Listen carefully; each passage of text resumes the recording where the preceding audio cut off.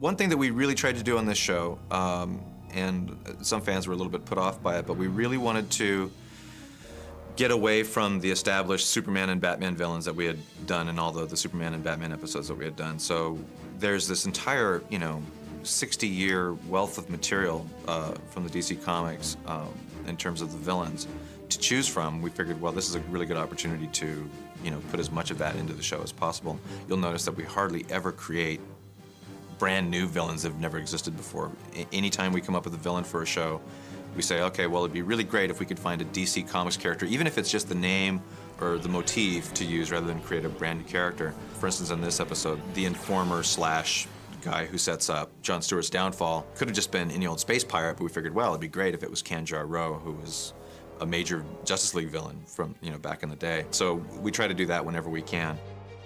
It serves two purposes. On one hand, yeah, it keeps the fans happy to throw in characters like the Guardians and the Manhunters. And on the other hand, those are just interesting concepts and interesting characters. And it was our chance to, do a fairly lavish, big budget look to those kind of characters. It's like, when I was a kid, I always thought, wow, it'd be really cool to see these kinds of characters, and this is our golden opportunity to do so.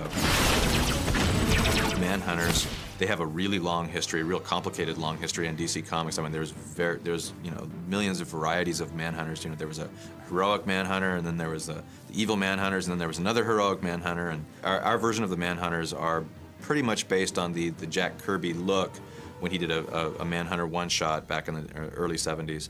And they later incorporated that into an evil group of bounty hunter robots in the comics.